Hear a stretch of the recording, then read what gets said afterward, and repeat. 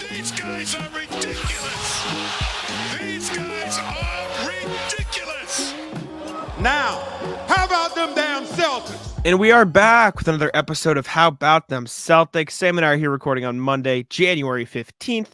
On the day, the Celtics are set to take on the Raptors. Obviously, as is the case with every time we record the day of, our future selves after the game are going to insert the recap of the game in a couple minutes. And so we'll go over the Raptors game. I said it last pod. I've become so terrible at explaining the past present thing, but you guys understand what's happening at this point. Like, if there's new listeners, just understand we're recording this at 3:30 in the afternoon. Celtics game is obviously later tonight. So the recap will be in this episode that you're hearing at 5 a.m. But we present selves, Jack in the red sweatshirt, Sam in the purple thing, have not seen yet.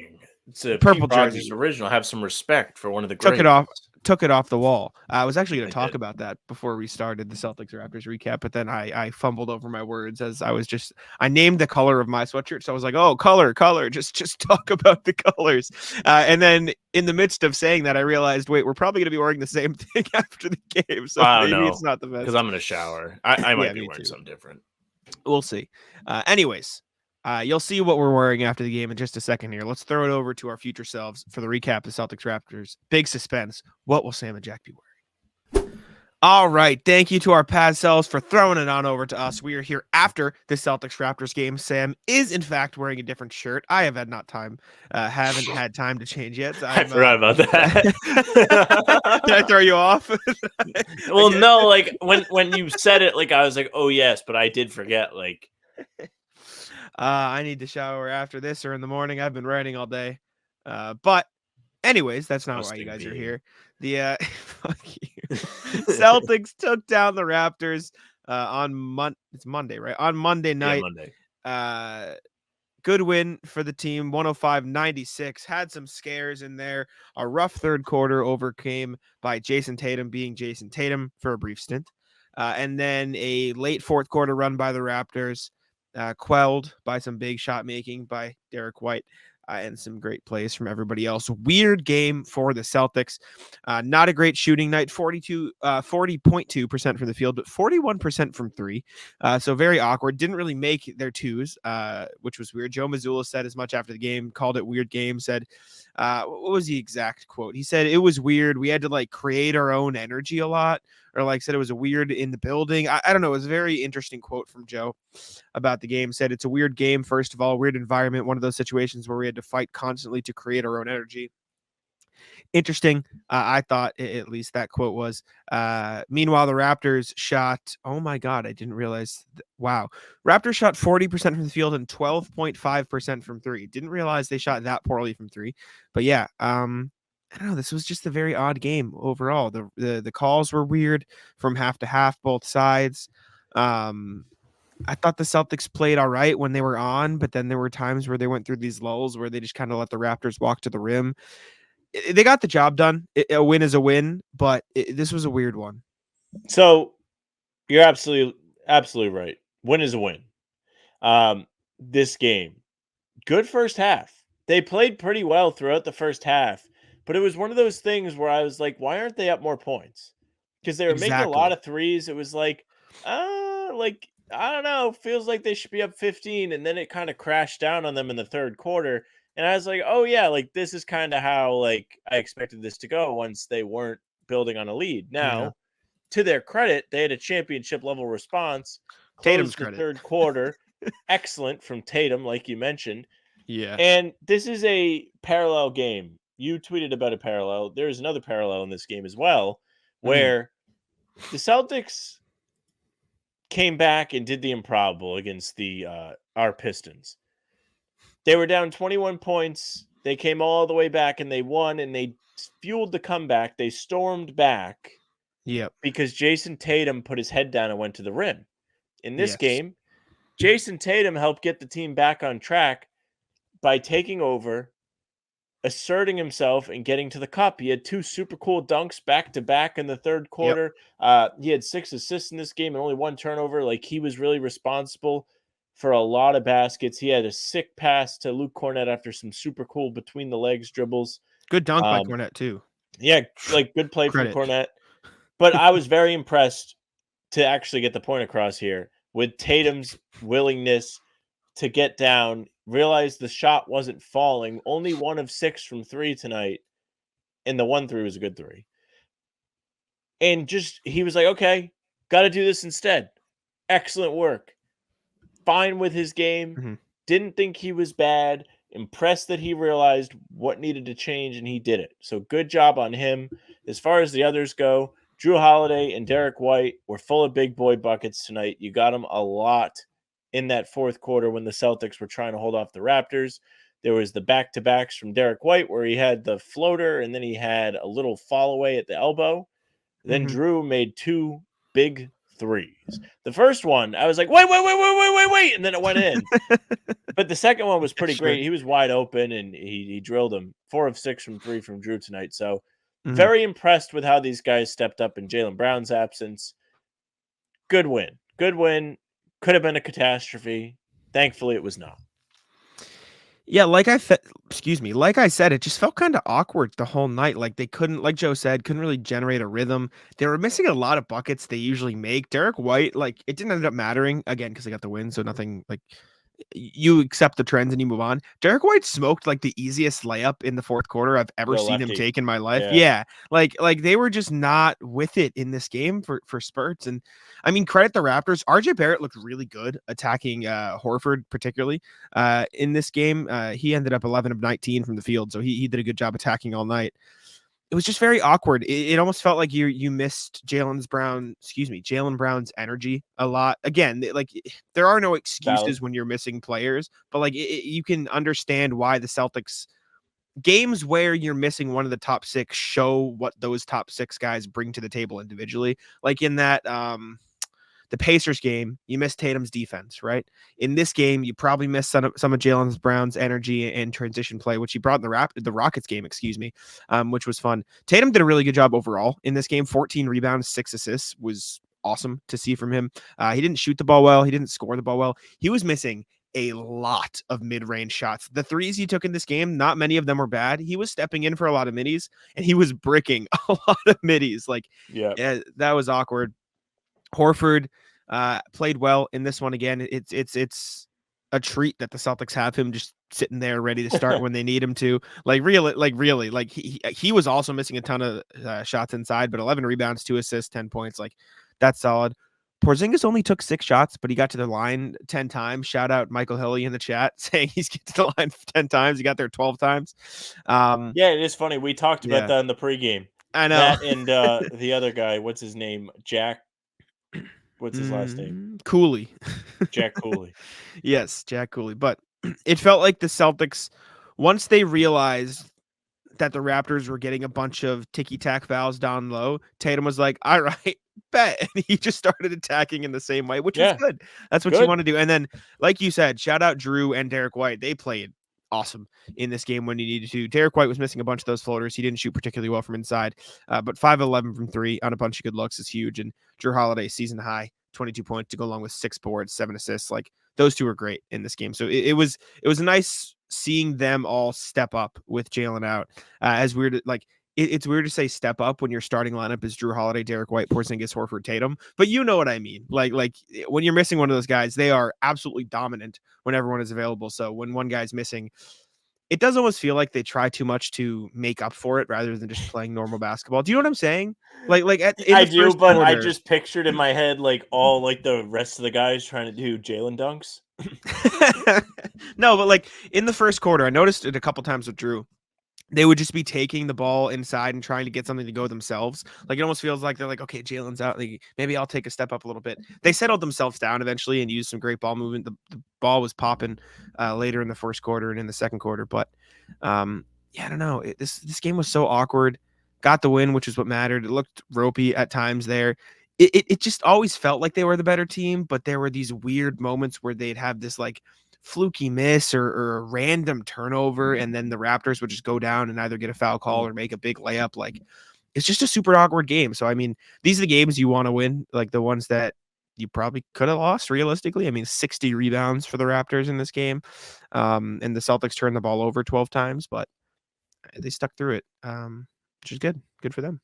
Another big time aspect of this game where they missed Jaylen was at the beginning of the second quarter. Tatum plays the whole first quarter. They mentioned on the broadcast that's usually not how it goes. But while he's getting some rest, the backup unit did not contain any other starters, it felt like. Maybe it was Derrick White and it was Horford, but it was a Yeah. really odd combination, and they I know didn't exactly what have you're talking about. a great initiator in that group. And you could feel it. Like, that's when Toronto climbed back, Yeah. and it got a little bit tight before the break. It just wasn't what you wanted to see after a pretty solid start. To their credit and Joe's credit, you didn't see it again in the second half.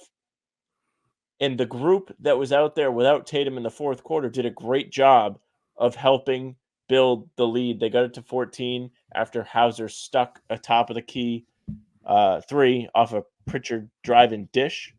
Yeah. So I was pretty impressed with not only Joe's decision-making and change-up, but the will of the fellas there to build it up when things didn't go their way in the first half.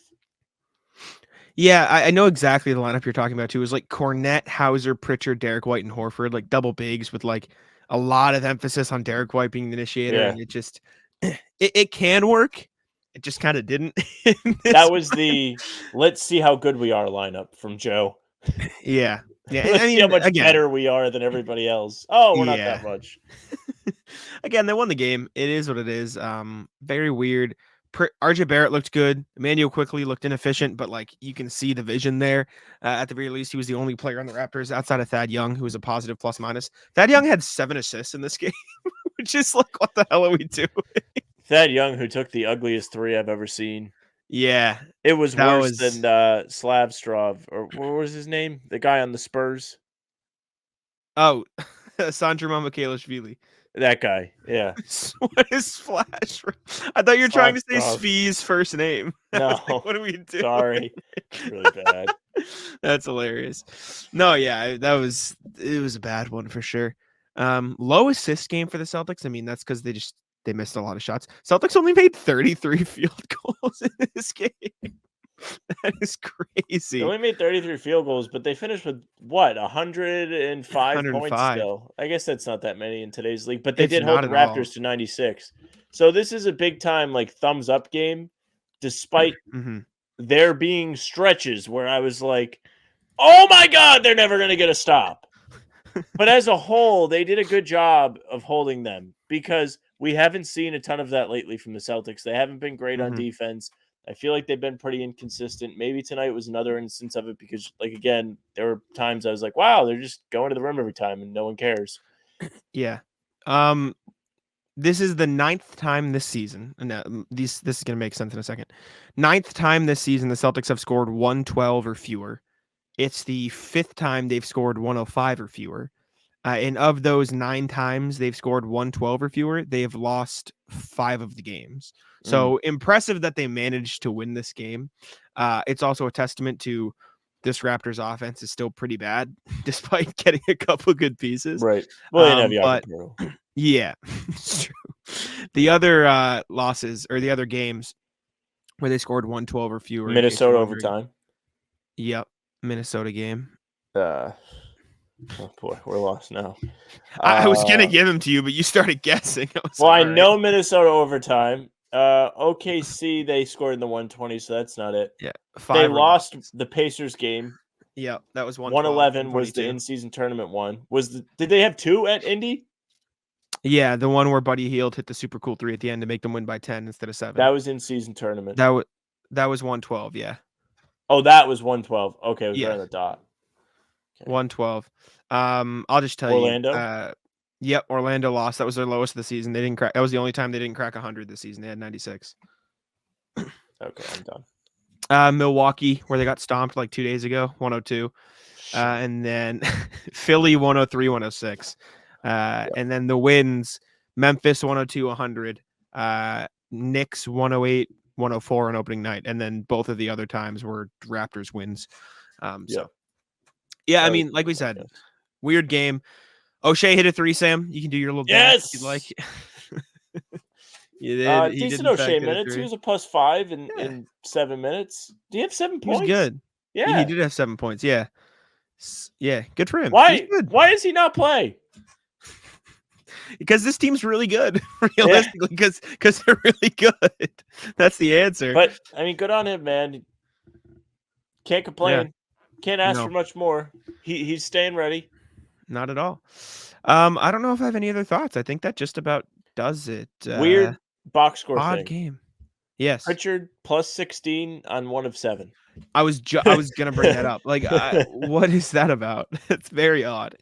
I don't really know. I mean, Cornette plus 12 makes sense. He was good in his minutes. He did some good things on the court. Had a nice block, but I don't know. You know what got me so mad? So I read about Sam Hauser's defense the other day. He had a super good block in this game, and then it was just nullified by an offensive rebound putback. I was so mad. I was ready to tweet out the clip. I'm like, I just wrote about this today. Then it was just a putback. I'm like, I'm not going to tweet that out. I don't think so. The NFL season is wrapping up, and there's still time to get in on the action with FanDuel, America's #1 sportsbook. Right now, new customers get $150 in bonus bets, guaranteed when you place a $5 bet. That's $150 in bonus bets, win or lose. Now, the app is so easy to use, and there are so many different ways to bet, like live same-game parlays, find bets in the new Explore tab, make a parlay in the Parlay Hub, the best way to find popular parlays, and more. So visit FanDuel.com/Boston and make your first bet a layup. FanDuel, official partner of the NFL. Did we talk Porzingis? Not a good Porzingis game. No, we talked about it briefly about the free throws, but like, I don't know. Free throws is wild. And credit to him because he still got himself to the line. Like, Yes. as much as Tatum took initiative, forced the issue, Porzingis kind of did that too. He only took 6 shots in this game. Still got his. Good for him. Fun report from Adam Himmelsbach.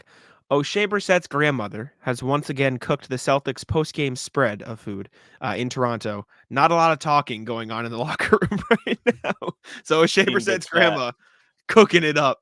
They're ready to go. Just give us some extra portions to Porzingis, please. Beef him up a little bit. Anyways, any final thoughts? That about cover it. Home win streak back Wednesday. Spurs Nuggets. This is Spurs are the Spurs. They are what they are. I will say, we don't have to talk about this a while. Spurs have been playing a lot better lately. A lot of close games, couple wins sprinkled in there. So they lost by credit 10 to them today, and they got whomped in the first half. When we were recording earlier, they were down 30, but they got it to 10. They did. Before that, kept it close against the Bulls without Wembanyama. Beat Charlotte and Detroit, which those teams suck, but like they whomped them. 4-point loss to Milwaukee that was really close. 2-point loss to Cleveland that was really close. So I'm just saying The game was a good one. I watched. Yes, they've been better. And then the Nuggets on Friday. So 2 big games to crack 20 and hit 21 for the home win streak. Anyways, weird Raptors game. Let us know your thoughts, and we'll throw it back over to our past selves for the rest of the pod. All right, we're back in the red and purple now. Thank you guys for jumping over for the Celtics-Raptors game. We appreciate it. Let us know what you think of the game. Especially because we currently don't know what happened in the game. However, Sam and I are going to get into something that we've wanted to talk about for a little while. All-star predictions. Now, you might be questioning, why is this in the Celtics section? Well, in the case of the Eastern Conference, we're going to see how many Celtics crack our all-star lists. I think all 5 Celtics technically have a case. I don't think Drew Holiday has a realistic case because the counting stats just aren't there, and there are so many talented guys in the East. I think KP, D. White definitely have a chance. I think the Jays definitely have a chance, obviously. So we're going to break it down, go over our all-star ballots, metaphorically so. Sam and I don't have votes, and if we did, what a world. What a world that would be. But let's take a look. Sam, you want to start with the starters in the East and move from there? Thoughts? With it. You want to do starters, and then bench? Let's do starting guards. Let's go over that for now, and then we can do like the whole bench just to spread it up. So, who are your starting guards in the East, Sam? For my starters, I have Tyrese Halliburton and Donovan Mitchell. Ooh, okay. I have Tyrese Halliburton and Jalen Brunson. That's who I've got. So, why Donovan Mitchell over anybody else? I think his numbers are pretty crazy. The Cavs certainly haven't had the success of some of the other teams that will have players featured, but yeah, I think he has the notoriety name-wise. I haven't looked at the voting tallies. I bet Dame is going to be a starter, actually. But probably with the fan vote, I think Donovan Mitchell's still got the clout for it. Yeah, I agree. I will say, so the reason I went Brunson is partially because I was listening to Zach Lowe talk about his All-Star ballots, which is the reason that I thought we should do it today. And he actually had this exact same debate, Mitchell versus Brunson. And his argument was Mitchell's counting stats are a bit better. Jalen Brunson's efficiency is a lot better. However, his tiebreaker was Jalen Brunson's played 300 more minutes this season, which I thought was like, you know what? I'll back that. I think either could start. I think Donovan Mitchell might have a pretty good chance based on name value alone. That said, I went with Brunson because the efficiency's there.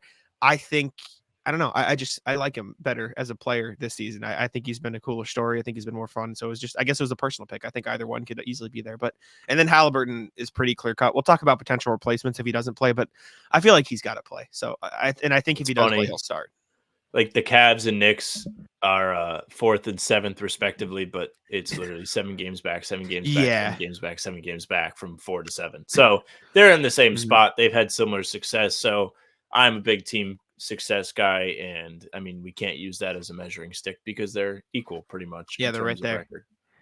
I think it's a fair toss up for those two, especially. Okay, who you're starting 3 front court? I'm pretty sure this is as clear cut and dry as you could possibly have any 3 front court players, but I'm curious to know your thoughts. Yeah, so Tatum, Antetokounmpo, and Embiid. It's pretty simple. Anybody who has anything else is biased. Like realistically, like that is just going to be the starting front court. Tough to imagine anything else. The 3 players all have popular names with fans. They've all played pretty well this season. You could argue Tatum's been the worst of the 3, but even he's been hot lately. So he's going to get in as a starter. The fan vote says it. And the better question, pretty comfortable. He might jump Embiid for second. Better question is, how many years into the future will this be the starting front court in the East? Because it's going to be a string of them for a while. They're all under contract for a while, so probably next 5 seasons at least. At least 3 5 seasons. Yeah. 5 to 10. Embiid's 30, so he's getting up there slowly. So it could be changed. It depends. It depends if Philly starts winning. To your point, like he's 30, right? So he's at his peak. He's not going to be the best center or one of the best centers in the league forever. But if he's able to make his mark, he will have the grandfathered in votes that we'll talk about a little later. It is crazy that we consider, like, at least in my head, I'm like, oh yeah, it's the Giannis, Embiid, Tatum era. Tatum's like 5 years younger than both of them, which is nuts. But yeah, that's the starting front court. Okay, who are your bench guards? We'll start there. Bench guards. Let's see if I have egg on my face. I picked Lillard and Tyrese Maxey. That's who I got too. Lillard, Tyrese Maxey. I think those are pretty standard. I think Tyrese particularly has been impressive this year. He could start. He's taking quite the leap. Yeah. I almost put him as a starter instead of Mitchell, to be honest with you. And I think he's done wonders for Philly after Harden's exit. He's taken that next jump. He's been reliable for them. He plays all these games that Embiid sits out, and he's helped them with some monster performances. So he's definitely one of the elite, and he deserves his first All-Star appearance. That's what I would say. I agree. Yeah, I got the same. Maxey, Lillard, 2 of the best teams in the East, 2 All-Star caliber guards, pretty clear cut. Who are your starting forwards? Bench forwards in the East? What you got? I have Jalen, I have Paolo, and I have Bam. Same. Yeah, bar for bar, word for word. This is really shaping up to be an electric segment. Hey, it's the East is credit to me. Credit to me for being smart. Why am I the benchmark for smart? We both could be idiots. I think because you pay more attention than me. I try at least. I haven't been as good as I want to be this year. I think the Celtics need 2 All-Stars. I think Jalen's playing the best basketball of his career. I think Bam has been the best player on that Heat team this season. He's doing everything. He's awesome. I think Jimmy, I think Jimmy or Hero could have a shout, but I think Bam's been the best, and I think they might only have room for one. And then Paolo, Magic have slipped off lately, but they deserve an All-Star, and he's been great. So I'll give it to that. Okay. Are they in that 4 to 7 range? Why they're 8th? I think, they've fallen off. It's unfortunate, but Paolo's still been playing. Like, what are Paolo's numbers this season? Now I'm curious. He is averaging 23 points, 7 rebounds, 5 assists on 45-36. Yeah. I mean, those are all-star numbers. So credit to him, bringing the efficiency up a lot from last year. Yeah, he brought the efficiency up from 43-30 to 45-36. Like, that's very impressive. It's a little bit of a leap. That's a difference maker, and that's what makes winning basketball. When you have a number one option who can really be relied on, makes your team a lot better, and he deserves a lot of credit for Orlando being a legitimate team. He's 21. His full name is Paolo Napoleon James Banchero. Sorry, that's just wild. Okay, who are your wild cards in the East? I have Jalen Brunson and Kristaps. Ooh, okay. So this is our first disagreement. I have Donovan Mitchell because you had him in your starter. I had Jalen Brunson, so flip those. I have Trae Young as my last guy in the East. I Can't understand. justify it. I understand because they've been struggling, but as we talked about we talked about it off air, but we're going to talk about as in the West, like some of these guys aren't playing well or their teams aren't great, but they're playing very well. Trae Young's having a monster season. Like he had a really rough start to the year, but his splits now are still not great. But comparing like I'll look up the exact stats while you give your argument. He's averaging 27, 3, and 11 on 42, 36. But if you cut out like the rough start he had, he's been like a monster on offense. And I know they stink, and I am very much a winning should be the tiebreaker, but like I couldn't, with how well he's been playing, I couldn't leave him off mine. But yeah, I think Kristaps is playing extremely well. On top of that, and his team's winning. I think Porzingis is one of the more impactful players on the Celtics. I think there's a real difference in the games where he has missed, which there are a lot, which you can make an argument is a chink in the armor there. But Trae Young's inability to have an impact on his team's success kind of sours me. He's a my career guy. I'm not overly impressed by him in terms of what he does for his teammates, and I just think Porzingis is such a force for the Celtics, and he's been a fantastic fit in Boston. I don't disagree on the Kristaps part. He's averaging 11 assists though, Trae Young. How are you going to say he's not impacting his teammates' play? Like he is that offense. He runs that offense. They are. It hasn't. No, I know it hasn't led to wins this season. I'm not saying their team has been amazing. They've stunk. I'm admitting that, but I don't think it's fair to say he doesn't. Like I don't think my career guy is fair because I do think he makes his teammates better. It hasn't directly led to winning. That's not what I'm saying. I'm saying I don't think saying Trae Young doesn't make his teammates better is a fair statement. But I'm not going to argue like a ton for. I'll Trae argue Young for my career guy is just because when you play my career, you're going for stats. I don't think that's what Trae Young's doing. I think he's trying to win. It just hasn't worked because the team like isn't good. Doesn't help he can't play defense. He's not a good defender either, but I think his offense is that good. I think Porzingis plays both sides of the ball. Sure, that's fine. I'm just saying 27, 3, and 11. I think he should be on the All-Star team over Porzingis. Like all I'm saying. Like if he doesn't get on, there's going to be a big crybaby. Oh, look, Trae Young didn't get on. Like it's going to be. Remember when Bradley Beal didn't get on? Sure. Yeah. That's what it'll be. I guess. I don't know. He didn't make it last year either, so I don't know if it'll be that. He hasn't made it just last year, but I don't know. I just think he's playing better than he did last year. I think the Hawks obviously aren't as good. They're also maybe the Tyrese is hurt and they bring in a guard to fill in. So I think that's another way for him to get in. Also possible. I just think his offensive game has been really good this year. So I'll rock with them as my last guy. Other guys who probably have a real shout. I have Porzingis, obviously, Derrick White, Randall, Barnes, Butler are probably the next 5 on there. You can argue the Bulls guys and the Nets guys because they're kind of like sneaking up into that range up there, but it's just it's not there. I think Randall's probably the next guy up. As much as I know you don't like him, like he's been a lot better. I guess, yeah, that's fair too. I'm not going to argue it. Because he's just got that weird grandfathered in name that goes along with this whole competition or event. Yeah, I understand. And I really think Randall's just like a losing player, even though the Knicks are playing decent ball. It's a Brunson show, not Randall. I agree, but I refuse to give him credit. He's been a lot better since his rough start to the season, like since the start of December, or since the start of like the past few weeks. He's been a lot better, especially efficiency wise. I don't know. The stats are there. The Knicks are good. I think he has that case, or at least a very similar case to Jimmy Butler. I think Scotty Barnes has been good, taking a leap this season with the Raptors. I think Derrick White also has a shot. It's going to be interesting to see how they handle it, but Yeah, the It East. does feel like this there's not we enough got. spots, which I'm sure we'll say a bazillion times when we do the Western Conference, but Yeah. Speaking of that, it's really let's tough to narrow it so down. we have, just to make it Celtics, to wrap it up and put a bow on it.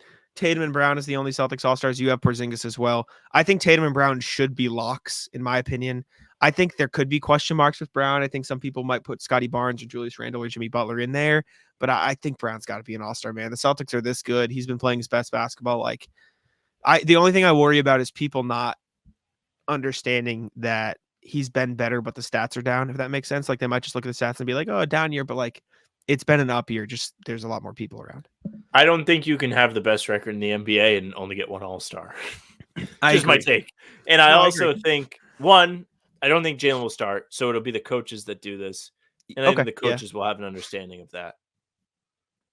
Sure. Yeah. And I agree. I just think Porzingis deserves it. He's played well, plays both sides of the ball. 3-point shooting hasn't been great. I would There are argue. holes in his game that you could be like, he hasn't been great at this. I would argue Derrick White deserves it more than Porzingis, but that's maybe there's some bias there. But I It think might he be a should get little in. bias, but I think he also deserves. I think Porzingis has, like, you can see the impact, I guess, more clearly because he's huge. But like, Derrick White is the connector that runs the Celtics. Like he is like the engine of that team, in my opinion. No, I think it's legitimate. I think the problem you run in with Derrick White is, wow, like there are like this many guards ahead of him. Where is Kristaps? I feel like there's not But that many guys for that the should wild edge card him spot, out. so it doesn't matter. Still, The guards and forwards don't matter once you get to that last wild card spot. I don't know. It's just an opinion thing. I'm not going to complain either way. Like, I don't know.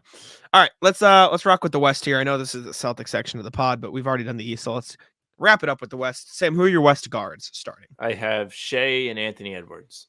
Ooh, I got Shea and Luka. I know Ant's been on the Those best wins, team, baby. but I understand winning should be the tiebreaker, but Luka's stats are like They are worlds ahead. outrageous. They're outrageous. They're worlds better than Anthony Davis, to the point where I think the winning should be it. And for what it's worth, it's not like the Mavs are like bad. Like they're 6 games above 500. It's just that the Timberwolves are better. So I won't argue it too much. I just think Luka, especially with the name value, is going to get that starting spot. It's true.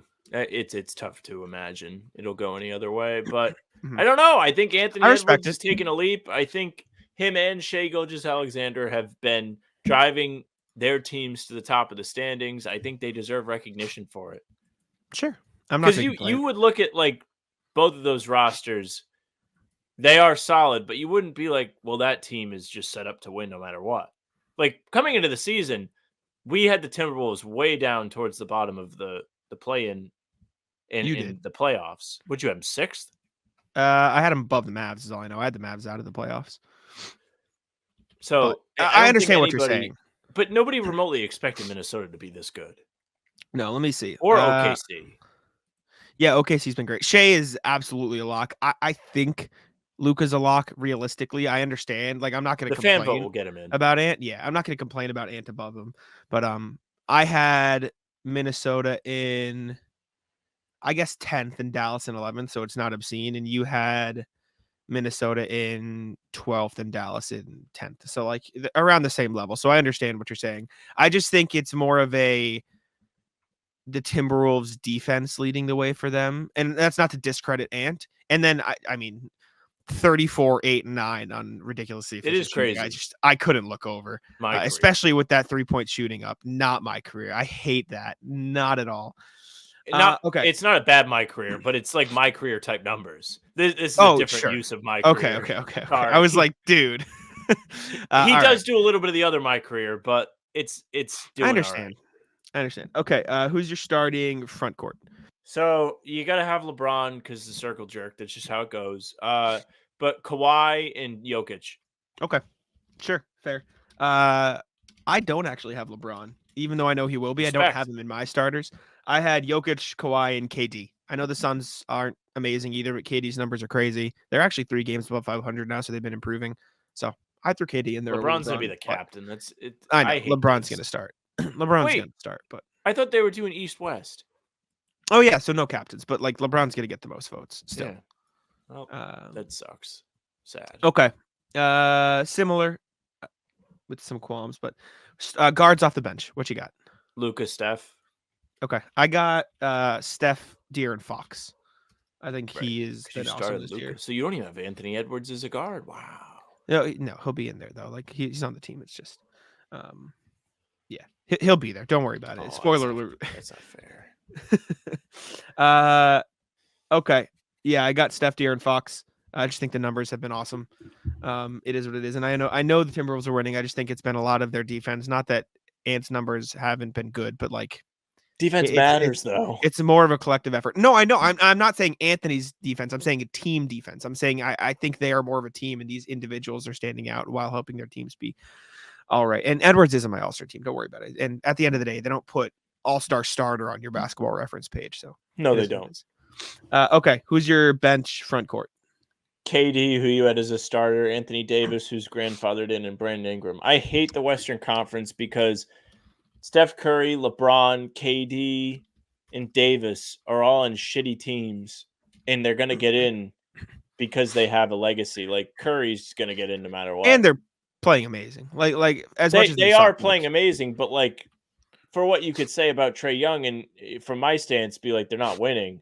I think that should come up, like when you talk about everybody. Like I think winning in an unbiased way, but it's winning tough. is important for All-Star and All-NBA. But like as much as that is a fact, like it also just like how good has this player been this season, and those players have been really good. So I think it also has to factor in as much as winning, if not more in some cases.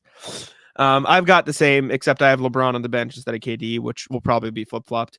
If anything, Kawhi will probably be on the bench, and KD will be in the starting lineup just because of popularity. But yeah, I got AD and Brandon Ingram as well for my other bench forwards. I just thought the Pelicans needed a guy. Like they're in the top 5. I agree. They have to have somebody represent them, and I don't think it should be Zion because he doesn't stay healthy or play.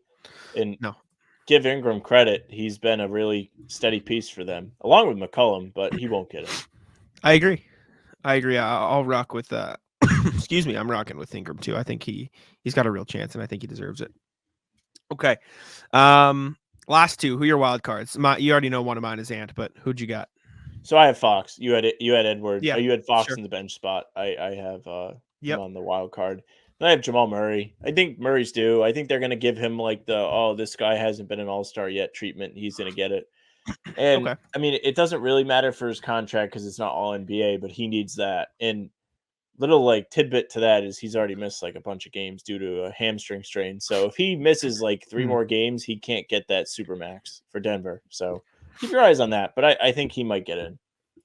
That's fair. I didn't even have him on here. That's somebody I forgot. But I had Ant as well, and then I had Sabonis. I'm putting Sabonis there. Yeah, I think the Kings have Sabonis been pretty deserves good. a shout. His stats have been awesome this year. He's averaging 20, 13, and 8 on 61, 41 shooting. Like, he's playing great. He's really good. And he is the offensive engine of that team, as amazing as Fox has been. So I went with Sabonis. I do think so. Before we got on, or maybe right as we got on, I was saying I forgot this person, but I really wanted to put this person in. I forgot about Sabonis, and I had to put him in. I really wanted to put Alperen Sengun on my All-Star team. That is who I unfortunately had to leave off. So that's the guy. Sengun has become the I know basketball more than you guy to say is good, but I like him. Like he's good. He has been. Like you see all like the people on Twitter like trying to prove they know ball because they're like Sengun. Look out for Sengun.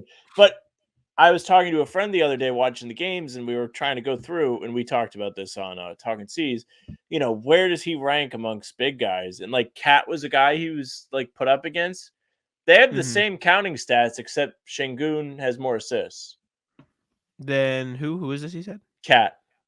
Yeah, I see it. I think they have different roles too, but yes, I mean they're pretty on par. Sengun is the best player on the Rockets team. Definitely. I had Sengun. I think Harden and Paul George both deserve a chance too. The Clippers have been really good for a long time now. I had Harden and took him off for Murray. I think Murray is equally. I think Cat and Rudy. And then I have Wemby too, but they suck. That's too bad. And I think Laurie, with the way the Jazz have been playing, deserves a small shout, but I just don't think the stats or the success is there as much as it was last season. So, all right. There we go. We have the same teams, except you had Jamal Murray and I had Sabonis. And then in the East, we had the same teams, except you had Porzingis and I had Trae Young. So look at that. We're pretty in sync. Look at that. That's good. Good for us. Nice. All right. Let's move on over to the email here. Now, you might be wondering, why haven't they done What's Poppin' yet? Well, we're going to do what's popping during the email check-in now. We got a comment about it saying maybe it'll improve retention. We said, you know what? That makes sense. Let's try it. So we're going to do what's popping at the start of the email section now. So if you'd like to see if you won what's popping, make sure to stay through the video and check it out of the email section. We got 11 entries today. Big so boy let's wheel. see. Big wheel. Sorry, Pete. Piston Pete. We'll call him Piston Pete because he just can't catch a dub. Pete. Poor guy. We love you, Pete. Thank you for entering and keep. He was entering none 'cause you too never know. pleased to be compared I to the know. Pistons. I don't blame him. Let's spin this wheel. See who's winning some popcorn this episode. I hope it is Pete. Me too. I'm rooting for him. Where is he? Oh, Yeah. Hey, Pete. He's beating the allegations. Congratulations. He's not the Pistons. What a beast. Pete, you know what to do. Email us at hbtcpod@gmail.com. We'll get you hooked up with a gift card for popcorn. Same thing for Chris Anderson because Tibbs gave you his popcorn. So, Chris, email us as well. And if you'd like to be entered, comment what's popping on this video or email us saying what's popping. Speaking of emails. Yeah, speaking of Hold it emails, up. let's jump on over to it. Starting with RJ from one day ago after the Rockets game. What's poppin'? Here's the scary part. Even, folks, that was a palate cleanser game. The Celtics did a good job of playing the physicality and all the defense of the Rockets, or playing through it, and the defense of the Rockets in the first quarter. Nothing spectacular, just consistent ball. What I liked was even when the Rockets forced a turnover or two, the C's just kept working their plan until they started wearing the Rockets down. I mentioned the scary part. This wasn't an exceptional game by the Celtics. They played their game, the Rocket played theirs, and the 48 minutes later, the Celtics put up 145 points and won by 32. Okay, 24-47 from deep is special, but none of the threes felt like they were either very difficult or super wide open. Everyone looked comfortable taking their shots on the flow of the offense. Just imagine what this team will look like when they are dialed in for a full 48. By the time you read this, I'll have my answer to how the crowd responded when former coach Udoka was introduced. For context, it was a mix of boos and cheers. I noticed during the broadcast, neither Mike nor Scow referred to him by name much, if at all. 30-9 overall, 19-0 at home. Like the sound of that. Be well, RJ. Yeah, good. I thought they did Pretty play good. well, though. I thought they were good. I understand what RJ is saying. Like, they gave up a 30-point first quarter to the Rockets. Like, the shot, Sure. like the Rockets felt like they were playing okay defense, and Jaylen Brown hit a couple tough shots and got out in transition. Like, but I do think the Celtics, I mean, they put up the second most points they put up this season. Like, that can't be a bad game. Well, no. I mean, like, Jaylen had like 30 points on 11 of 15. He was awesome. He Like, was awesome. They simply just didn't miss. I do think there's a point to be made with the defense, though. I was watching the game and I was like, this needs to tighten up eventually. There's a lot of times lately where the Celtics have given up a ton of points. And they've lost because of it a few times. They lost to Pacers. They lost to OKC because they couldn't get stops. And it sucks because there's a lot of times where they play great on offense, but it's just all for naught. Yeah. It's a big part of the Bucks loss, too.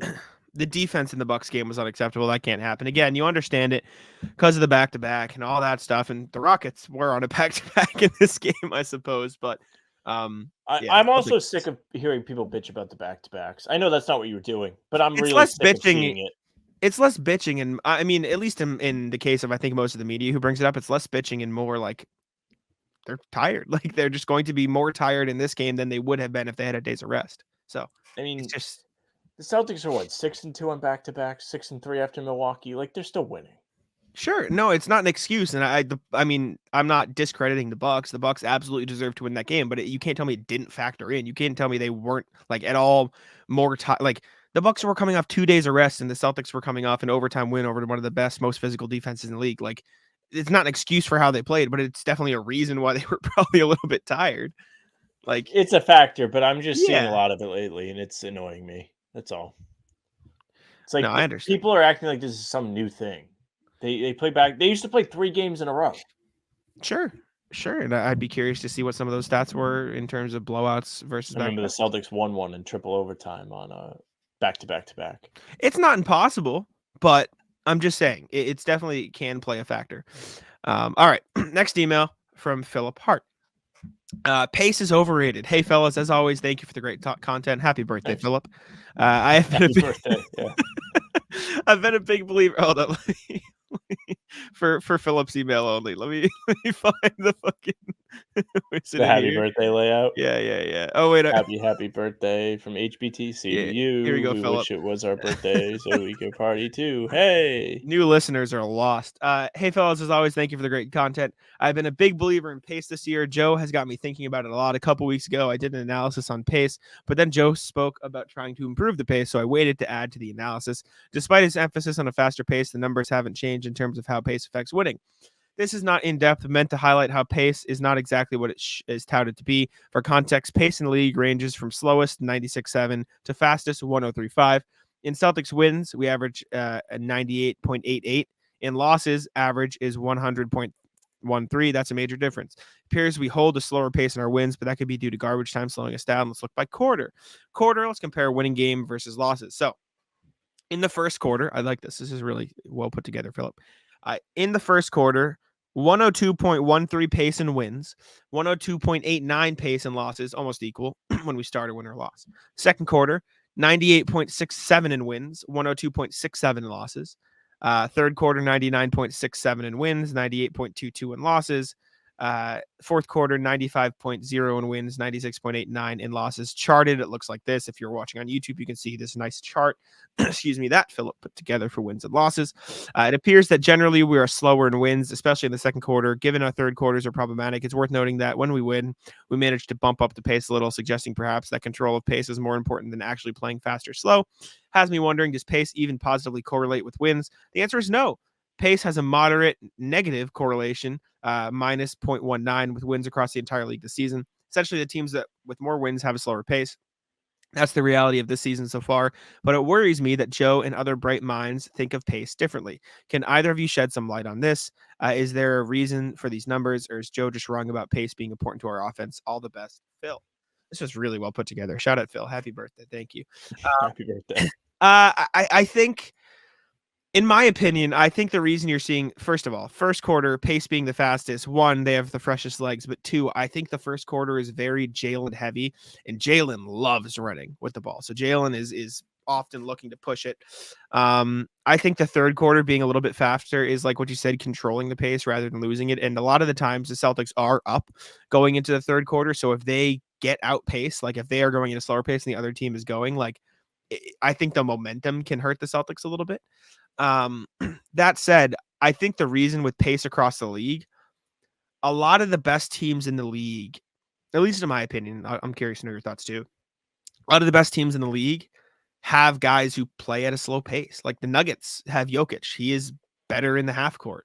Embiid, better when you post him up. Giannis, better in like the pick and rolls in the half court. It's like he can get out in transition, but that team probably wants to play in the half court. Dame Giannis, pick and roll, slow it down. The Celtics, for as good as they are when they run the ball, they are great when they play in the half court and hunt mismatches because they have 5 goddamn all-stars on the floor. So when you're running pick and rolls in the half court and getting switches that you like, it's easier to find the offense you like. Like other good teams, like the Thunder. You see Shea leads the league in transition offense, so maybe that's a exception, but like he just murders teams in pick and rolls. You can't do anything. So I think there is a something to say about the best teams just having stars that play best in half court offense rather than pushing it. I don't know though. I do think playing fast can be better purely because like transition opportunities are easier than half court opportunities most of the time. But I think it's just realistically another part of this could be teams are making more shots now. So you're just not seeing as much transition opportunities for the pace to go up. But curious to know what you think about all this, Sam. Well, I think you made a good point with the star players being able to slow the game down and still be effective. And I think that might be why you see a general correlation where the pace indicates a negative trend. The teams that have less talent have to rely on running more in order to try and win. Really good point. Yeah. A team like the Celtics can still rely on running and still be playing well. I think it does translate to wins in positive basketball because they're turning teams over, they're getting out, they're catching them off guard. I don't necessarily care for what actually the stats say. I still think it's a good method of playing. Well, yes, I will say the stats do support what you were saying about the worst teams having to get out and run. The Bucks do play really fast. They're 4th in the league in pace, so I guess I was sort of wrong there. However, the other 4 top teams in pace: number 1, Wizards; number 2, Pacers; number 3, Spurs; number 5, Hawks. some of those teams not very good. They Right. gotta play pretty fast. And then the slowest teams in pace is kind of a mix. So it's like Bulls, Heat, Nuggets, Suns, Clippers. Like some of those teams are really good. The Clippers love to run the pick and roll with Harden, so they slow it down. The Heat have Bam, Hero, and Jimmy. But then a lot of the best teams in the league find themselves right in the middle because they integrate a healthy mix of getting out in transition while also, going to their half court offense. So I don't know if pace being overrated is necessarily the right thing. Like Sam said, like it's still a good thing when You you need to get be out able to there and do you it. run. Yeah, Just but I can't be your also only thing. exactly. So I think that's what we'll land on here. Thank you, Philip, and as always, happy birthday. Great email, by the way. The chart's great. I really like this. This is interesting. Next email from RJ. What's poppin'? Halfway there to halfway there. Afternoon, fellas. Long weekend and close enough to the midway point of the season to kick the tires on the year so far and look ahead. The Athletic penciled the Celtics at 57-25 for the season as best in the East, and I don't recall anyone else having them cracking 50 wins. I think I was around like 58, 59. Sam might have said 60. I think they should win 60. Stand by. They should at this point, with a very real chance of hitting the break at 32-9 and continued improvements by the regular rotation in playing together, along with at some point Drew Holiday remembering how to finish at the rim. Makes me think that 62 to 65 wins are not out of the question. Starting six have been individually consistent all year, and they've are starting to get more comfortable playing reflexively as a team to unlock even more success. Best of all, it seems like all top 9 rotation players want to put in the rest to get to a higher level. Other improvements will come from the bench. Joining the Celtics under Coach Mazzulla means a commitment to learning and executing the defensive principles he's enforcing, as much as players like Brissett, Keita, and Banton have been providing energy and bursts. Extended minutes will come from hitting their marks defensively. I think they're capable of doing so. A lack of minutes for them seems, in my opinion, more to stem from them not having fully mastered the basics of the team defense, rather than them not having the ability to do so, either physically or mentally. My gut hunch for why Stevens and Svi are further down the list is that they may be unlearning habits they had from previous stops. Just like Coach Mazzulla stretches the margins, I think that's where you see the Celtics make their move in the trade market. I doubt they want to ship out any of their top 9, so that leaves the bundles of Svi and Stevens and Banton, along with attractive draft capital to pry loose another team's youngster who has favorable skills and a favorable contract to fill the end of the bench with Jordan Walsh, along with the converting contracts of Keita and Drew Peters into regular deals. I don't know about that. I guess if you trade some of those guys, sure. Excuse me, I'm not plugged in enough to other teams and their lineups to suggest who might be coming back to Boston, but that's the shape of the deal that I think is most likely. There's even also the ever popular bring Blake back option, which has real merits for the back end of the regular season, as he knows the system players and what's expected of him. Ultimately, getting to the regular season finish line with good health and good team chemistry just starts the meter running on the ultimate goal. The Celtics are in solid position to win both 60-plus games and not burn themselves out doing so. I've yet to see anything in this year's team that worries me long-term. Sorry for being long-winded. I'll go for pithy next time. Be well, RJ. I think I got through that email pretty well. I'm going to pat myself on the back. I was ready to Go slip hit up the a few inhaler, times. buddy. Whew, no, good. I think the point you made at the end of nothing that worries you long-term is true. And Joe had a great quote after the Rockets game where he said, I think the healthy space to live in is knowing we're good, but understanding that we can always be better. And that was like, hell yeah, Joe. Hell yeah. No, Joe gets it. And we talked about this with Bobby. It really feels like he's a perfect coach for this team in terms of mindset, because Yes. all of these players are sacrificing so they can excel in the areas they're best at. And then on the side of those things, they have other skills that are not perfected. If they're all able to improve on their weak points, the team will just continue to be better. And I also believe that rather than looking at actual trades, shout out to Pete, who says you don't hit on 21. You just want to improve internally. I know you're sick of hearing me say O'Shea Brissett, but if he's able to give them something shooting, it's just an example of he gives you a lot of great things aside from that. If you're able to rely on him just a little bit to knock down threes, that's a new guy you unlock for playoff minutes. If he's not able to knock down threes, then you might as well not put him out there, because teams will just say, go ahead, buddy, keep throwing him up. Somebody like Cornette, if he could just move his feet a bit quicker, or if the team can figure out how to maximize his size without having him get switched on the perimeter. Those are all things that you can do to make your team better. It doesn't have to be, go get this super sick guy that makes $6 million that can fit in the TPE. I want to drown myself when I hear someone talk about trades. It's awful. I will say, backing your point about Brissett and the playoffs and the shooting thing, I do think there is a world where he could potentially get playoff minutes in spite of his shooting. I don't think it's likely, but I do think he has done a great job of impacting offense without standing on the 3-point line, sitting in the dunker spot, always being cutting, never like stopping moving. That way teams can't target him as much. I still don't think he ever develops a 3-point shot. Unfortunately, I know. I'm sorry. I hate to, I truly It's like okay. Brissett. You can have that stance. I really like Brissett as a player. I can't back the notion that, oh yeah, he's gonna, develop the shot. Like it's just not gonna happen, unfortunately. It doesn't happen for a lot of guys, but I just think Yeah. it's possible. I think we've seen enough guys grow as 3-point shooters, especially with the transition of the league. I know it's a bit different for younger guys like Brissett. Brissett's what, 25, 26. He's not very old. And he came into the league in its current state where 3-point shooting is a must. But somebody like Al Horford came in the league never shooting threes, and he became somebody you can trust to take threes in the playoffs and also in big moments. That's something you can learn.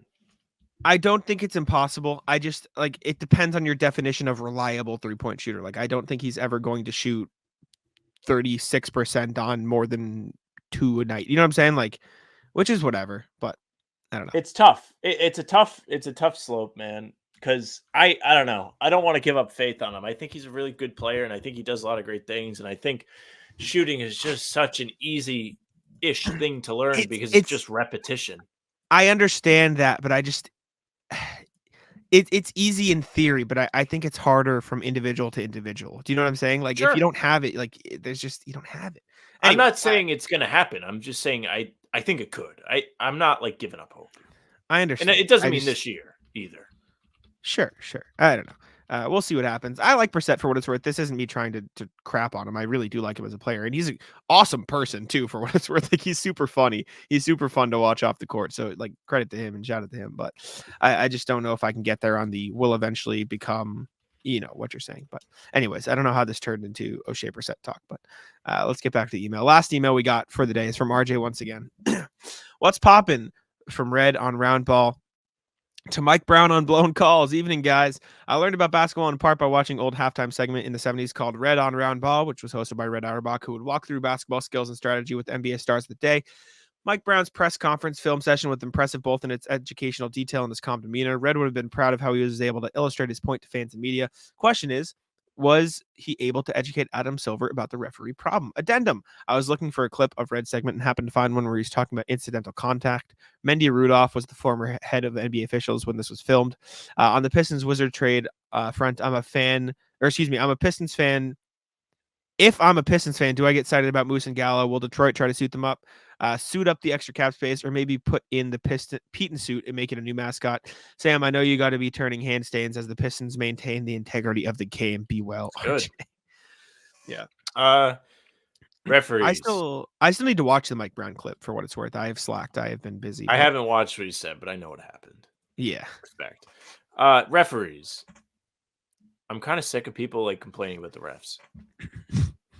I understand why Mike Brown did it because he got himself ejected. I know why Tatum got ejected. I know why it was a talking point from the Rockets game. And I'm not saying that referees should not be accountable. But again, like the bitching about the refs has started to like really climb up higher than it usually is. And at the end of the day, you just can't let the refs dictate the game. And if you did, you didn't play well enough. It's part of it. It's not, they're humans. They make errors. I don't know if you can replace NBA officials with robots like they want to do in baseball. So I don't know if that's an option. I think there is some accountability that needs to be there, but I'm kind of sick of the crying. Like it's starting to get old. It's been a really wild, 2 or 3 weeks with the refs. You had the LeBron pointing at the monitor. You had the Pacers game with the Celtics. You had Darko, the Raptors coach, light him up after there have been some game. bad ones. There have been some really bad ones. I don't know.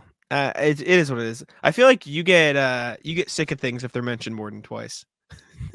Not more than twice, but I do get sick of them. Like I get sick of stuff. Probably faster than the average person. All right. Let's move on to the NBA section of the show. Let's see what we've got to talk about. Or I guess start with NBA standings check-in. I'm forgetting our own rundown here. It's going over the NBA standings. See how Okay. players have been playing around the league. Thank you, sir, for changing the background. And let's check here. Top of the East, wins, and more wins. Celtics have won their last one, as of the Sixers. Bucks have won 3 in a row. Cavs 4 in a row. They're all the way up to 4th in the East. And the Heat have won 2 in a row. But as Sam said, 4 through 7 are all 7 games back. They all have effectively the same record, the same winning percentage. Heat, Pacers, Knicks, and then the Cavs, who are up in 4th. Magic fallen out of there. They've lost 3 in a row. They're struggling. And then the bottom of the East. Yeah, not great. And credit the Pacers, I will say. They lost last night to the Nuggets, but like they had won, I think, all of their games after the Halliburton injury until the Nuggets last night. So like they've been keeping up without Halliburton. So credit to them. And the bottom of the East is just bad.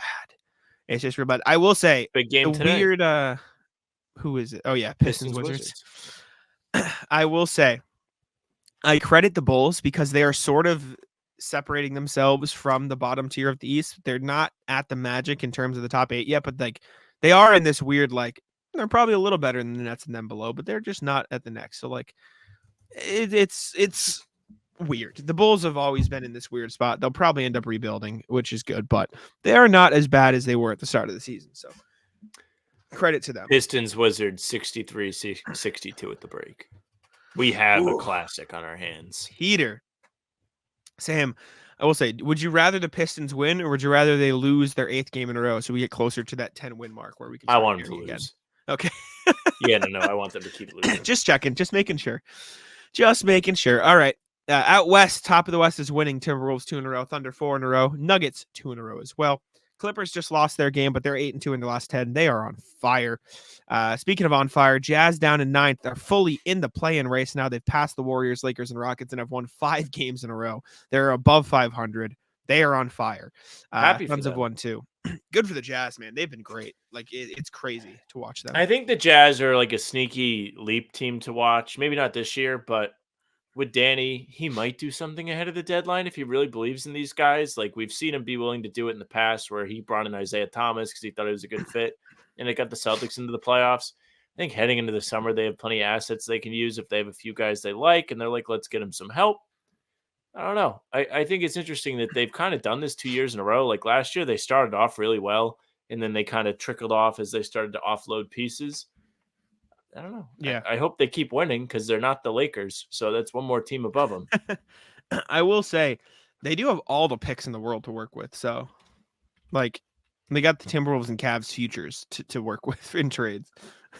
So, unfortunately, not looking like the best picks of all time. Cavs one's but more valuable than the Timberwolves. I'll say that because there's a lot of like, hey, Mitchell might not play there anymore. Yeah, but even if they're not the best, like first in terms of picks, like they can trade them. Like if you bundle a bunch of those together, you can get some decent players with pieces, etc. They've got a good team. Shout out the Jazz. As for the bottom of the West, 10 through 15 have all lost their last game. The Rockets 4-6 in their last 10. They're struggling. Lakers, Warriors 3-7 in their last 10. And the bottom of the East, Grizzlies just, I mean, they can't catch a break, man. Like Desmond Bain got hurt. Yeah, it's happening. Like I don't think this was the plan even after the Ja thing. Like I think they were still like, all right, let's get Bain and Jaren reps. As soon as Bain goes down, you're like, all right, this is cooked. I was watching their game against the Knicks today because I was bored and I was just like, let me throw on an NBA game. They don't have much. They don't got much going on in Memphis. I watched Jacob Gilliard, Luke Kennard, David Roddy, Vince Williams, and Xavier Tillman try to beat the Knicks for 20 minutes. And I was like, let me turn this off. They played well, but it was just like, this is cooked, man. I feel bad for them. They're the most unlucky season of the year by far. They will be just fine. Rough.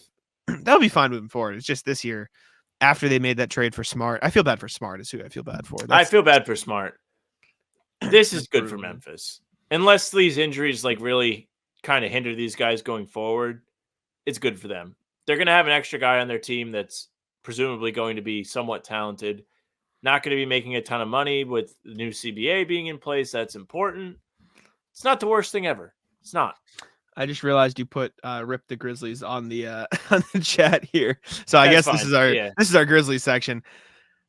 Like, so unlucky, man. You knew like it was going to be a tough hurdle to overcome with the Ja suspension going in, but like Steven Adams out for the year, then Bain now is hurt for a long time. Marcus hurt for like Oh my God. And then Ja comes back, gets hurt 6 games later. What are you going to do, man? That's horrible. That's brutal. Poor Memphis. They'll be okay, like you said, but like it's just not the season they envisioned when they made that trade to push ahead with Marcus.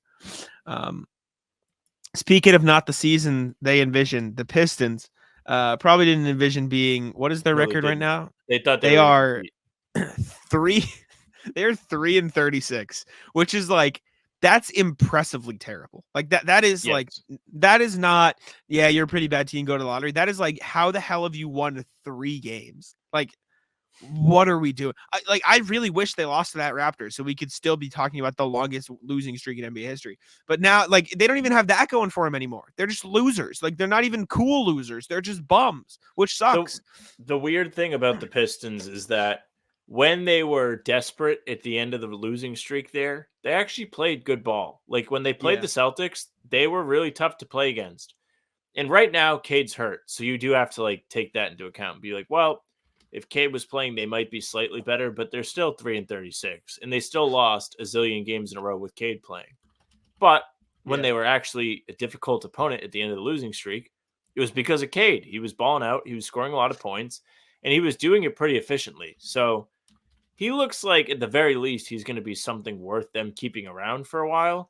Now, the reason why we brought up the Pistons is because they did make that sick trade with the Wizards to offload Marvin Bagley and That they Isaiah did. Livers. And they brought in the 2 former Celtics, Muscala, Danilo Gallinari, who is a very difficult name to pronounce. Clearly. But net gain from Marvin Bagley is they traded some picks to get him, and then they traded even more picks to get rid of him. Tough. Yeah. Tough. Not great for that. It looks like they're trying to clear up cap space for next summer. To that, I ask, To get Siakam. yeah, Yeah. who you getting? Who you getting there, pal? I saw Cam Tabatabai, friend of the pod, say congrats on the Pistons for signing Gordon Hayward and Buddy Hield next summer. Which is just like all time. Like past Siakam, who said he didn't want to sign an extension and hit the open market. Like he wants to hit the open market. Like Tobias Harris is going to be free agent, so maybe they want him. Gordon Hayward, DeMar DeRozan, Kyle Lowry, Buddy Hield, Mike Conley. What are we doing? Detroit, come on, please. Like, what are we doing? Please. Why is, like, in an era where cap space matters less than ever, what the fuck? They just, I guess Pistons fans are happy Isaiah Livers was off the team because they fucking hated that guy. But Yeah, they would say, yeah. I don't know why this man is playing. His numbers were not very good. He's shooting, he's averaging, let's see, 20 minutes a night, 5 points, 2 rebounds, 1 assist, shooting 34.5, 28.6. Not great. Not very good. Poor Isaiah Livers. He doesn't deserve this. He didn't do nothing except be bad. What are they cooking? What are they cooking? What are they cooking? Not much. Cereal is what they're cooking up in Detroit. They put hot anyways. dogs in the microwave without putting holes in them. That's fucked up. We talked about it earlier in the show. Mike Brown went on a fun rant. Would you call it a rant? Even though he didn't like yell after the game, after the Kings-Bucks game, which the Bucks blew and then the Kings blew. So it was like, you know, let us hand you an overtime appearance, but then the Kings will hand them over the overtime one. Mike Brown went on a rant after the game about officiating. It was 5 minutes long, so we're not going to watch the video, but he pulled up a laptop. I'll show you an example. We'll pull it up on the pod, but we're not going to watch the whole video because it's long. You can listen to the initial part of it, though. Let's take a look at Mr. Mike Brown, who I love Mike Brown. I like Mike Brown. He says it like it is. Can't hear him. I just want to Now I can. show you guys why I got kicked out of the game. Right here. This is in the first. This is the craziest thing. Is just to whip out the laptop. It is all time. I saw someone say that Pat Bev walked so Mike Brown could run with the camera. Yep. Well, he got ejected in crazy fashion. Like he ran out on the court. Yeah. This is incidental contact, by the way, like by definition. At half, we were down, I think, 19-5 in the free throws. 19-5. I know that happens sometimes, but that's very frustrating when at the end of the half, from what I've get told all the time. Malik drives. Lopez comes over and goes vertical with a forearm down here.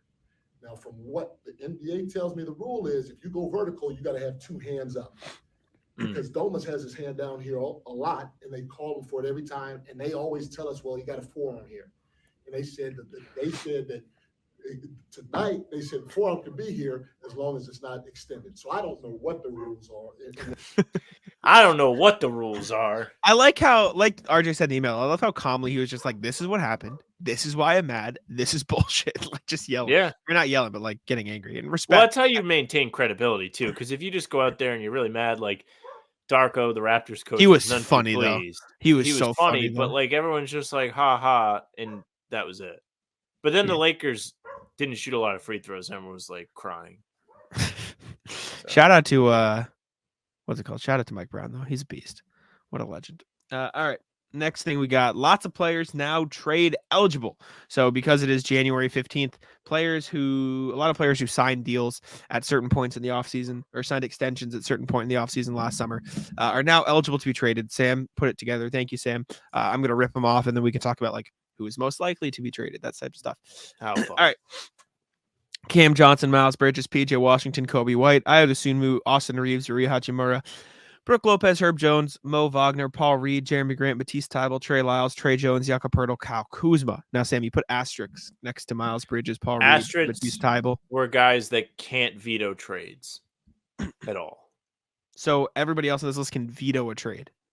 Or maybe it's can veto them. I don't know. Okay, understandable. I see what you mean. There's something there. It's probably can veto because I don't know why Cam or PJ or Kobe White would be able to veto a trade. So it's probably can veto. Miles Bridges. It definitely is can veto because Miles Bridges accepted like a bird rights or a qualifying offer. So that means he was on the team. Yes. So that is definitely what it is. They can veto trades. Of these guys, any of the Lakers players, because the Lakers like to make trades, like I don't think Austin Reeves gets moved, but it's possible. Rui Hachimura's, I would bet the house on him being traded. Past that, I don't know how many of these guys would actually be traded. Maybe Thybulle, maybe Kuzma. I don't know past that. But yeah, I don't know. Nobody's in a trade for Miles Bridges. PJ Washington, maybe. But of these guys, none of the names are super appealing. It's just going to be a Lakers thing where it's like, how do we get more free guys? Oh, Hachimura makes $18 million. I have a question. So the Kings are a team that want to make a trade, clearly, right? Like they want to make a move. Zach LaVine has been the name that's been brought up. If you're the Kings, would you rather trade for Zach LaVine or Jeremy Grant, realistically? Depends how much you believe in Zach LaVine. Because he sucks and he's not a winning player, but he's also never really had a great team. And if he was on the Kings, it would be interesting to see how he fits with some of the other top-tier guys they have. Yeah. Has Jeremy Grant ever had a great team, though? Like, I know he was on those Nuggets teams, and he was a good role player on those teams, but it's like... Well, that's the thing. That's the difference. But since he's been, like, a significant, like, give the ball to him, have something happen player, like, he hasn't. Well, I think that's where you run into the issue. It's like Jeremy Grant... Well, actually, no. They both have bad contracts, but Jeremy Grant is kind of proving, like, he's not going to be a focal point of a winning team. He's just not. But I think he could be a good third option, is my point. And I think he's a much better defender than... I think he'd be an upgrade from Harrison Barnes, effectively. Like, he'd be a significant upgrade from Harrison Barnes. He's averaging 21, 3, and 2 on 45-41 splits from this season, and that's pretty impressive considering the Blazers suck and he probably doesn't have a ton of space to work with. I don't know. Again, I agree that I think it depends on you. It depends on how much you believe in Zach LaVine and his ability to impact the offense on a winning level. But I do think that's an interesting argument because I saw his name on here and I'm like, yeah, his contract's bad, but like, is it as bad as Zach LaVine's? Like realistically, he makes 27. He's gonna make 29, 32, 34, and then a $36 million player option. Meanwhile, LaVine has one fewer years on his deal. One fewer year on his deal, but it's 40, 43, 46, then 49. So like at that point, is Jeremy Grant's 34 mil and 26, 27 going to be as bad as it sounds right now? I don't know. I just thought that was interesting when I saw his name on this list. It's a very random thing, but I'm like, it just made me like perk my ears up a little bit. So with Zach LaVine, this is my take. I think his contract sucks, but Yes. I think his fit with the Kings isn't bad. Sure. And I think if he joins the Kings and plays well, then that contract is no longer untradeable because you can convince somebody like, hey, look, he can play.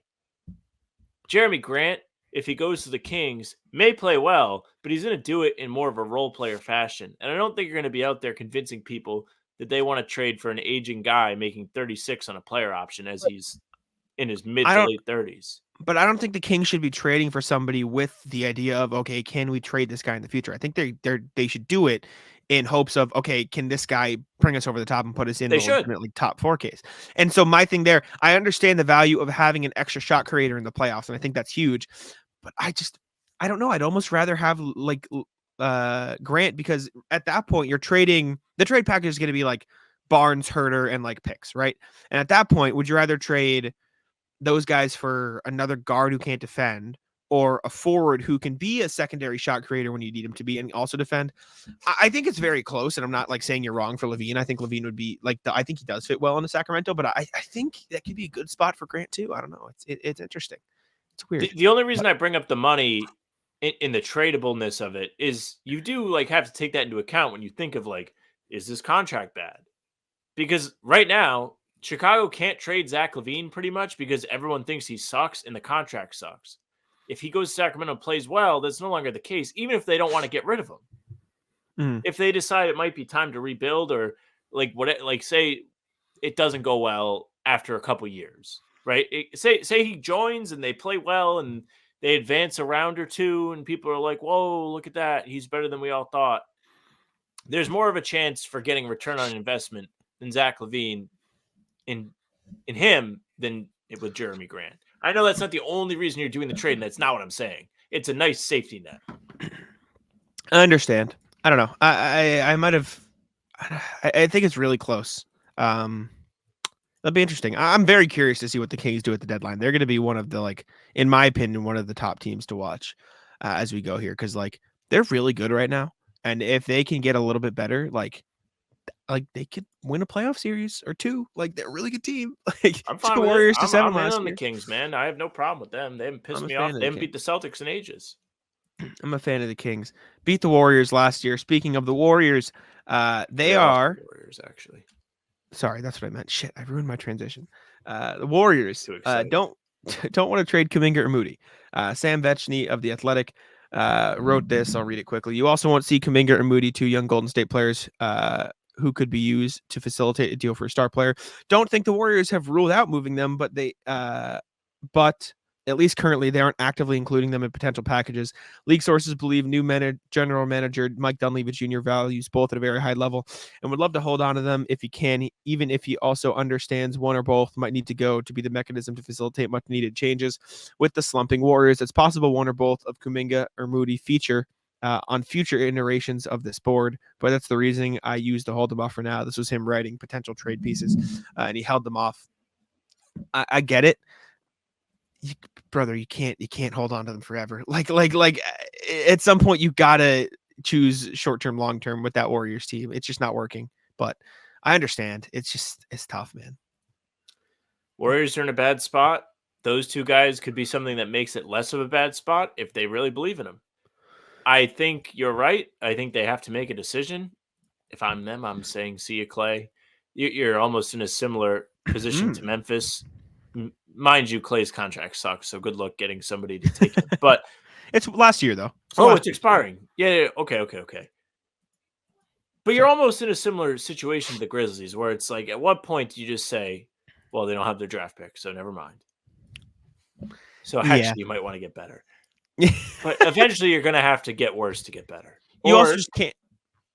I don't think that time comes. Sorry, not to cut you off. I don't think you can accept that time until Steph Curry retires. That's my only. It's hard. Yeah, it's hard because they just don't seem to have anything left in the tank with Curry as a part of the team. It's almost like a weird KG Pierce situation where you might want to trade him now and get something, but I don't know. If I'm a Warriors fan, I don't want them to trade Curry, and I'll just ride it out and let him retire a Warrior. That's what I'm saying. I just don't think you can. All right. I think that's all we had for the NBA section. Should we move on to the rat list here? That's right. Move on. All right. Would you like to kick it off, sir? I can. Yeah. Run it. So, rat list today being a holiday, Martin Luther King Day. The gym, the most packed I've ever seen it. Unbelievably packed. Yeah. I went in there and I was like, all right, I'm going to like do the exercises I had planned. And I went to go get a drink because I didn't bring my water bottle. And even that was being used. I could barely get in to get use the water fountain or bubbler. If you're from Rhode Island, it's called a bubbler. But I It's know a bubbler. people. You're right. It's a bubbler. Okay. Yeah, I'm with it. But yeah, I couldn't even get in there. And then, you know what the worst part of the gym is? I went to take a piss, and there's just this naked guy walking around. I mean, nobody asked for that. Like, yes, you're in a locker room, but you're like also in a public place. Like, at least wear like a towel or something. Yeah, I that's why I don't go to the gym, actually. Yeah, well, fair. It's worse at the gym where I play basketball because there's more older people there. It's like an old person thing too. Yeah, no, I know what you mean. I was just like, ah, nice. Like, didn't expect to see that one. Tough. There was another aggravating part of the gym today, but I can't remember it off the top of my head. But really, yes, ratless, busy gym. A lot of people just standing around talking. Yeah, fair. I can agree with that. I haven't done much the past couple days. I'll ratless DoorDash again a couple days ago. So I ordered McDonald's. It was late at night. I got home. It was like, what'd you get? I'm like, you know what? Well, I got a burger, nuggets, and fries, and a drink. Standard, right? Like a Big Mac meal. I got my nuggets. I got a Oreo McFlurry, and then I got like sweet and sour sauce or ranch or something, like sauces to go. Forgot my McFlurry. Just didn't get it. No sauces and no sauce. No, you're not gonna give me sauce with my nuggets. Wow. What are we doing? So ratless McDonald's and DoorDash for just screwing me over, ruining my meal. I was upset. It was like 12:30 in the morning. I was playing Lethal Company. Have you heard of that? A couple of my buddies. Very fun, very funny. It's effectively just a game. Like, I'll explain it, but ratless them for the sauces. Lethal Company is a game. It's like uses proximity chat, like in-game chat. Yes. And the whole concept is you're on a ship and you work for, quote, the company, and you go to different planets and you just try to find scraps. But when you go in these buildings, there are monsters that try to murder you, and there are jumps you have to cross and stuff. And so you'll just be playing with your friends. And one of my friends goes to make a jump. He goes, okay, and it's like you have to have flashlights, so it's very dark. And he just goes to make a jump, and he goes, okay, I'm going for it. And I just hear him go, nope. And then he just like falls and dies into the cave in front of you. It's a very fun game. You and Frank and them would like love this game. I highly recommend it if you're looking for something, but it's very fun. It's very simple, but it's hilarious because you'll just hear like down a corridor, you'll be like running and you'll just hear like your friend running from a monster. It's very fun, but ratless McDonald's for ruining my eating experience afterwards with no sauce. Speaking of McDonald's, back in my prime, I would go on McDonald's runs at like 2 a.m. after playing Xbox. As you do. I would get a double quarter pounder, a quarter pounder with cheese, 20 McNuggets, large fry, and then a drink of water. Yeah, I'm with it. Still was healthy. Still got the water. But I can't believe I used to just like eat that, go to bed. Yeah, that's what I did. It doesn't really taste that good anymore. I had a fantastic chicken sandwich yesterday. I went out to eat. It was like, so Jack came and met my girlfriend for an event last month, and we went out to eat beforehand. And we went to this place. Yeah. So it's like all sandwiches and burgers, but you can, if it's a burger, like a custom burger, you can sub for a chicken patty. And I love chicken sandwiches. So I did that. It was pepper jack cheese, onion crispers, barbecue sauce. It just did not miss. It was fantastic. Yeah, one of the best sandwiches I've ever had. So just great day yesterday, but far more quality than McDonald's is really my point. Sure. Speaking of the lady, I had to pick the lady up from the airport yesterday. She went to DC briefly to meet some friends for a birthday, or the friend's birthday, not her birthday, and came back, and I picked her up at TF Green in Warwick. Now, at TF Green, there is a departures drop-off and it's on the top floor, and there's the Mhm. arrivals on the bottom floor. And if you're on the bottom floor, typically there's all a line of cars parked on the curb, and as people get picked up, the line moves up. Yesterday, TF Green decided they were taking things seriously and had a traffic director out there trying to tell people not to wait at the curb unless their person was outside. I did not know this, so I waited on the curb. And he comes up to my window, and I say, "Hey, how you doing?" He says, "Have you not heard me telling the other people that if their person is not outside, not to pull up to the curb?" Now, I didn't say this, but I did not hear him because my windows were up Mhm. and I was listening to music. Not going to hear you. You don't have a microphone to everybody's radios, dickhead. So anyway, Yeah. he's like, "Is your passenger outside?" I'm like, "Well, she said she's coming." And he's like, "That's not what I asked you. I asked if she's outside." And I said, "Give me a minute and I'll ask." And then he's like, "I'm going to need you to loop around if she's not outside yet."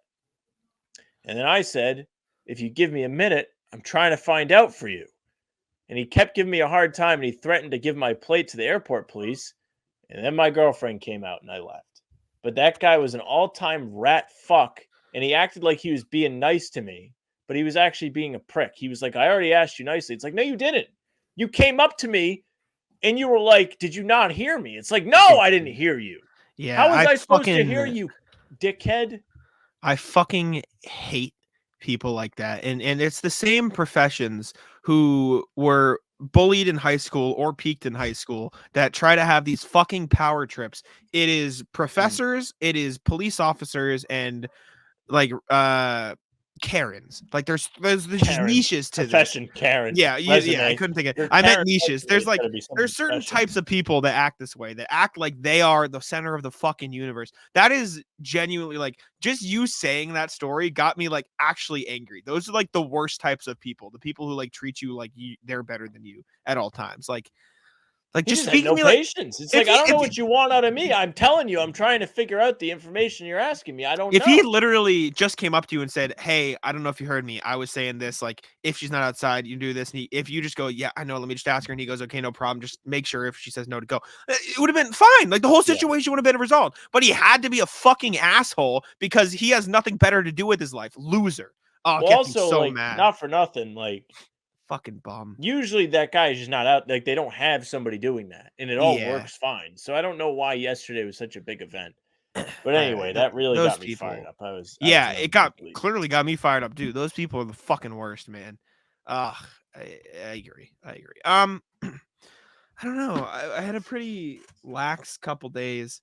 I don't know if I have much to rat list. I didn't do anything the weekend. I already rat listed Mike for the golf sim where he just kicked our ass. That was tough. The tee was pretty normal. I don't think I have any rat lists for the tee when I took the game. Took it into the game on Saturday. I missed my tee, which is not the tee's fault, but I got there, I was pulled up, and I saw that my train leaving as I pulled into the station, and I had to wait like 15, 20 minutes for the next one, which is fine. I was on the phone with my dad, so I just talked to him for a few more minutes, but it was just like that's the worst feeling when you pull up and you miss your train by like 2 seconds. That sucked. Oh, it But has to be a gut yeah, punch. yeah, it was a tough one, but yeah, that's all I got though. Yeah, I'm out. That was my closer. Yeah, we'll keep it there then. That was a pretty calm rat list. But I anyways, don't know if it was calm, but it was short. yeah, that's what I mean. Swift is a better word. But thank y'all for tuning in. We Did you do appreciate this it on very purpose? much. No. Oh no, I did not. We haven't changed. Happy birthday, Philip. We just hadn't changed it to the number one. I'll do it here. Thank y'all for tuning in. We appreciate it. Make sure to subscribe to How About Them Celtics. Leave us a review on Apple. I haven't checked in a minute, so I'll check there. And make sure to follow us and leave us a 5 stars on Spotify. Let's check Apple, see if anybody has listened to me at the end of these pods, begging for weeks and months to leave us a review. It's still ganky. Fuck. Still. Thank y'all for tuning in. Make sure to subscribe. Let us know what you think of the show in the comments. Send us an email, all that good stuff. Comment what's popping. I'll let Sam wrap it up. Hey, thank you very much for listening or watching. If you're watching, make sure you subscribe to our YouTube channel. Hit the notification bell so you don't miss any of our daily videos. We're doing full-length pods like this one, game recaps, Talking C's with Bobby Kravitsky. We're doing film breakdowns and trade rumor breakdowns as well. Plus, if you're on YouTube, you'll get the 30-minute live streams before each game. come hang out in the chat. It's a blast. We have a lot of fun, and we love talking to you guys. So definitely come hang out. Like Jack said, you can follow us on Spotify and Apple and leave a 5-star review. If you do so, you'll get the audio versions of the pods and game recaps right to your inbox. You can find us via email, hbtcpod@gmail.com. We went through the emails today. You can say what's popping, you cannot, and you can get in touch with us. We will read them and share your thoughts with the world. Why not? You can find us on socials at How About Them C's, Twitter, Instagram, TikTok, Facebook. It's just the name of the podcast. My Facebook ban is gone. We're back. The pregame streams are on Facebook and they're on Twitter. If you want to follow Jack on Twitter, at JackSimoneNBA, you can follow me at Sam LaFrance NBA. That's it for us. Bye.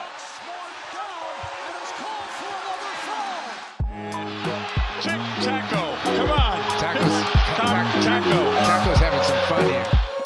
That is bogus. These guys are ridiculous.